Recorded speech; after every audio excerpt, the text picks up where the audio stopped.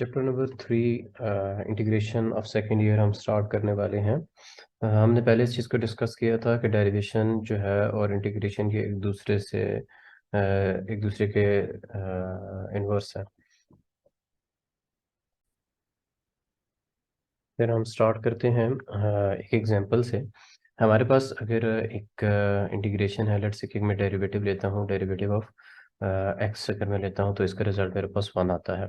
सो अगर मैं इसी की इंटीग्रेशन करता हूँ तो अगर ये एक दूसरे के इन्वर्स हैं तो अगर मैं इसके रिजल्ट की इंटीग्रेशन करता हूँ तो मेरे पास इसका इंटीग्रेशन का जो रिजल्ट आएगा वो एक्स आना चाहिए। यानी कि अगर मैं डेरिवेशन के आंसर का अगर इंटीग्रेट डेरिवेशन के आंसर को इंटीग्रेट करता हूँ तो मेरे पास उसका रिजल्ट एक्स आना चाहिए।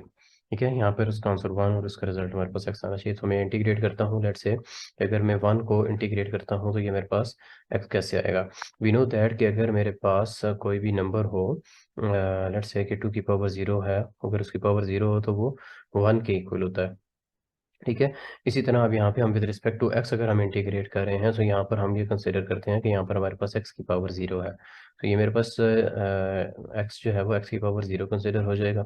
ठीक है, इंटीग्रेशन के अंदर हमें पता है कि एक्स जो भी यहाँ पे जब जिस भी वेरिएबल को हम इंटीग्रेट कर रहे होते हैं तो हमारे पास उसकी पावर में 1 ऐड हो जाता है और उसी की पावर जो बनती है 0+1 वही हमारे पास डिनोमिनेटर में भी डिवाइड हो जाती है। सो हमारे पास आ जाएगी x की पावर 1 एंड डिवाइडेड बाय 1।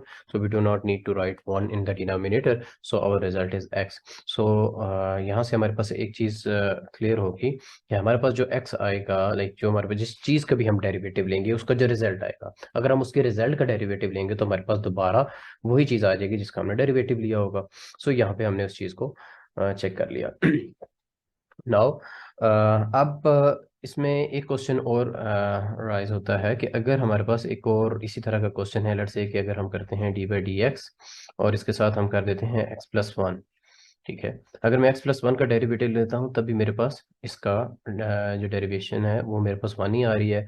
और अगर मैं इसी इसी प्रोसेस के जरिए अगर मैं दोबारा यानी कि इस 1 का रिजल्ट लेता हूँ तो मेरे पास दोबारा क्या आ जाएगा, दोबारा इसी प्रोसेस को लेकर चलूंगा तो मेरे पास रिजल्ट एट दी एंड दोबारा x ही आएगा। ठीक है, अब ये मेरे पास x इसका रिजल्ट आ चुका है 1 को इंटीग्रेट करने के बाद। 1 को इंटीग्रेट करने के बाद मेरे पास दोबारा इसी सारे पैटर्न के ऊपर मेरे पास ये सारे का सारा रिजल्ट x आ चुका है। बट अब मेरे पास इसका रिजल्ट सेम नहीं आया। अब यहाँ पर मेरे पास जो इसका रिजल्ट है, इसका जो रिजल्ट है उसका मैंने इंटीग्रेट किया यहाँ पर तो मेरे पास x आया। लेकिन मेरे पास आना क्या चाहिए था, मेरे पास आना चाहिए था x+1। सो यहाँ पर किस चीज़ का फर्क आया है?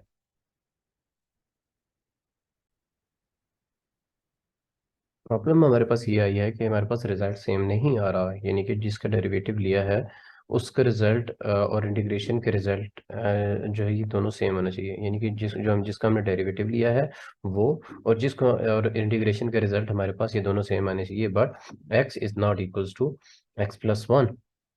ठीक है, सो इस तरह से फिर हमें यहाँ से ये चीज़ इससे ये एक चीज़ कंक्लूड कर सकते हैं कि अगर हमारे पास x का भी डेरिवेटिव 1 आ रहा है और x+1 का भी डेरिवेटिव 1 आ रहा है, सो दैट मीन्स कि हमारे पास जो इंटीग्रेशन होगा वहाँ पर हमेशा कोई ना कोई कांस्टेंट ज़रूर ऐड होना चाहिए। अगर कांस्टेंट ऐड नहीं होगा, बिकॉज अगर यहाँ पे मैं x² + 1 का डेरिवेटिव लेता हूँ या x² का डेरिवेटिव लेता हूँ या मेरे पास x+x+1 यानी कि यहाँ पर हम x plus some other constant कर लेते हैं, तो यहाँ पर मेरे पास हमेशा जो है वो रिजल्ट के अंदर जो है वो कॉन्ट्रोडिक्शन आ रही होगी कि मेरे पास √x और √x+9 या √x+1 2 3 वट एवर जो भी है नेगेटिव पॉजिटिव नंबर, तो उसके रिजल्ट के अंदर कॉन्ट्रोडिक्शन जरूर आ रही होगी इंटीग्रेशन। तो फिर ये तो कन्वर्स ना हुआ, डेरिवेशन और इंटीग्रेशन एक दूसरे के इन्वर्स ना हुए। तो फिर यहाँ पे इस चीज़ को रिजॉल्व करने के लिए हम यहाँ पर हमेशा जब भी इंटीग्रेशन करते हैं तो इंटीग्रेशन के अंदर हम +c को ऐड करते हैं। +c को हमेशा इंटीग्रेशन के रिजल्ट के अंदर ऐड करते हैं, because we do not know कि हमारे पास कौन सा कांस्टेंट ऐड हुआ है। 1 ऐड हुआ है, -1 ऐड हुआ है, या कोई पॉजिटिव इंटीजर ऐड हुआ है, या नेगेटिव इंटीजर ऐड हुआ है, या कोई और नंबर ऐड हुआ है। तो हमारे पास यहाँ पर इस चीज़ की कोई भी फाइनल 100% श्योरिटी के साथ हम नहीं कह सकते। तो फिर हम इस नंबर की जगह यहाँ पर उसकी जगह पे c ऐड कर देते होते हैं। c could be a positive integer और could be a negative integer. ठीक है, रियल नंबर कुछ भी हो सकता है। सो यहाँ से फिर हमारे पास ये दूसरा रिजल्ट भी हो गया। तो अब यहाँ पे हम कह सकते हैं कि अगेन कि हमारे पास डेरिवेशन और इंटीग्रेशन एक दूसरे के इन्वर्स हैं। यहाँ पर अब हम अगर पावर रूल की तरफ देखें, हम अपने थर्ड स्टेप की तरफ चलते हैं। अगर मैं डेरिवेटिव लेता हूँ किसी भी नंबर का, तो मेरे पास आ जाता है 2x, और अगर मैं इसका इंटीग्रेट करूंगा 2x का, तो that should be answer should be x square. ठीक है। सो अगर मैं टू टू कॉन्स्टेंट है, टू बाहर आ जाएगा। एक्स का अगर मैं डेरिवेटिव लेता हूँ, इंटीग्रेशन करता हूँ, तो मेरे पास आ जाएगा 1 ऑलरेडी है, 1+1 एंड 1+1 मल्टीप्लाई 2। सो 2x के पावर 2 डिवाइडेड बाई 2, 2 से कैंसिल हो जाएगा। हमें अगेन मेरे पास उसका रिजल्ट वही आ गया। So again we can say that the derivation and the integration are the inverses of each other. Okay. So the fourth thing is कि अगर हम एक और अगर हम यहाँ पे ले लेते हैं, लेट्स से कि हमारे पास e की पावर ए एक्स है, सम कांस्टेंट है। ठीक है। अगर हम इसका इंटीग्रेशन लेते हैं, तो वी नो दैट कि अगर हम इसका इंटीग्रेट करें, तो मेरे पास ये जो है पावर को अगेन इंटीग्रेट किया जाता है, तो मेरे पास ये रिजल्ट आता है। और ये वाला रिजल्ट जो है वो एज इट इज रहता है, e की पावर ए एक्स, ये एज इट इज रहता है। और अगर हम इसकी e की पावर ए ऑफ एक्स को इंटीग्रेट करेंगे, तो हमारे पास रिजल्ट दोबारा e की पावर ए एक्स आना चाहिए। ठीक है। कांस्टेंट हमने बाहर कर दिया। सो इसके अंदर भी e की power A x as it is ही रहेगा, और इसमें जो पावर है वो डिवाइड हो जाएगी। और ये अब यहाँ पर भी देखें, एक चीज़ इस तरह से है कि यहाँ पर डेरिवेशन के अंदर जो भी पावर होती है वो हमारे पास मल्टीप्लाई होती है फंक्शन के साथ, और इंटीग्रेशन के अंदर वही पावर हमारे पास डिवीजन में चली जाती है। सो यहाँ पे हमारे पास ये अगेन कैंसिल होगा प्लस सी के साथ। So we have the result e की power A x plus C, because again उसी चीज़ के दोबारा एक्सप्लेन करना पड़ जाएगा कि अगर कोई कांस्टेंट ऐड करते हैं तब भी उसका रिजल्ट ए ई की पावर ए एक्स ही होगा, अगर उसका हम डेरिवेटिव लेते हैं। ओके। सो क्वेश्चन नंबर 5, ये बेसिकली हमारे पास ये सारे के सारे रूल्स हैं, हम इनको लिंक कर रहे हैं डेरिवेशन के साथ, कि ये एक दूसरे के साथ लिंक कैसे करते हैं। उसके बाद अगर हम कह लें कि हमारे पास डेरिवेटिव लेते हैं d x of log natural x, तो लॉग नेचुरल एक्स का अगर हम डेरिवेटिव लेते हैं, सो वी नो दैट कि लॉग नेचुरल एक्स का अगर हम डेरिवेटिव लेंगे, that would be equals to 1/x। So अगर हम यहाँ पर इसका इंटीग्रेट करेंगे 1/x को, सो हमारे पास इसका रिजल्ट आएगा लॉग नेचुरल एक्स प्लस सी। ट्रिग्नोमेट्रिक फंक्शंस की तरफ चलते हैं अब, के बल्कि एक एक फंक्शन और हम ले लेते हैं। हमारे पास लेट्स से कि अगर हमारे पास एक आ जाता है, अगर हम ले लेते हैं लेट्स से हम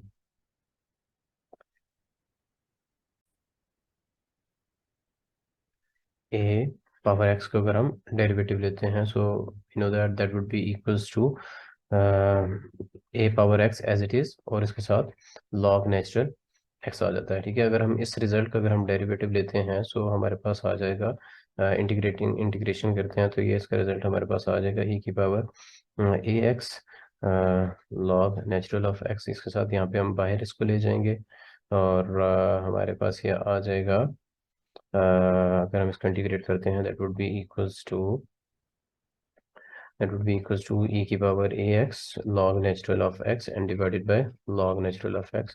log नेचुरल से cancel plus c, that would be equals to A x plus C. ये हमारे पास इसका रिजल्ट आ जाएगा। अब हम चलते हैं अपने नेक्स्ट पार्ट की तरफ, जिसके अंदर हमने इंटीग्रेशन को देखना है।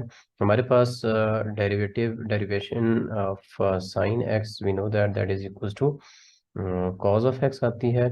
और अगर हम कॉज ऑफ एक्स की इंटीग्रेशन करते हैं, तो कॉज ऑफ एक्स की इंटीग्रेशन हमारे पास आ जाती है डी एक्स, इंटीग्रेशन हमारे पास आ जाती है साइन ऑफ एक्स की। ठीक है। Now plus C, don't don't forget this C. उसके बाद हमारे पास सेकंड आ जाती है D by D x of cos X. अगर हम कॉज की इंटीग्रेशन करते हैं, तो डेरिवेशन करते हैं, तो हमारे पास साइन एक्स आता है।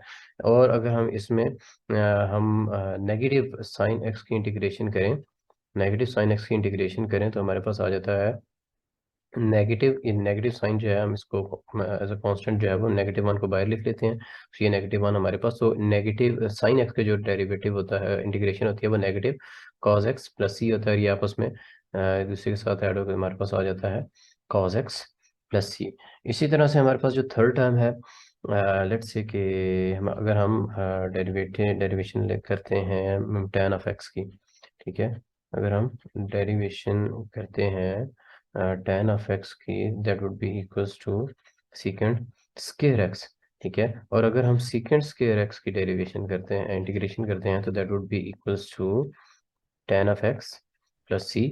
एंड द पार्ट 4 इज, अगर हम कॉट की डेरिवेशन करते हैं, कॉट का डेरिवेटिव लेते हैं, तो हमारे पास आता है कॉट की जो आती है वो हमारे पास आती है negative cosecant square of x.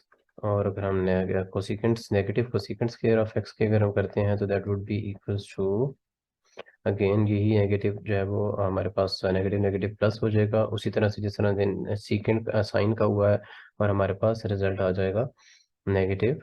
Sorry, हमने यहाँ पे कॉट का इंटीग्रेशन किया, तो कॉट का इंटीग्रेशन हमारे डेरिवेशन लिया, तो हमारे पास कोसिकेंट स्क्वायर एक्स आ गया। और अगर हम इसी की इंटीग्रेशन करते हैं इसके रिजल्ट की, सो हमारे पास ये रिजल्ट आ जाता है पॉजिटिव कॉट एक्स। ठीक है, तो नेगेटिव तो ये इसका होगा, जो ये हमारे पास कांस्टेंट बाहर चला जाएगा, हम इसको यहाँ से रिमूव कर देते हैं, ये -1 आ जाएगा।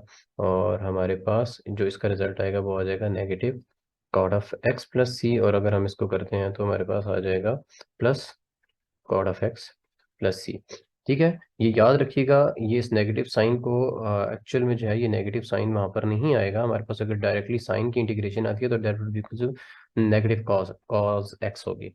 ठीक है, अब हमारे पास अगर हम सीकेंड की इंटीग्रेशन करते हैं, सॉरी डेरिवेशन करते हैं, तो हमारे पास फिफ्थ में आ जाता है derivative of secant x। we know that that is equals to secant x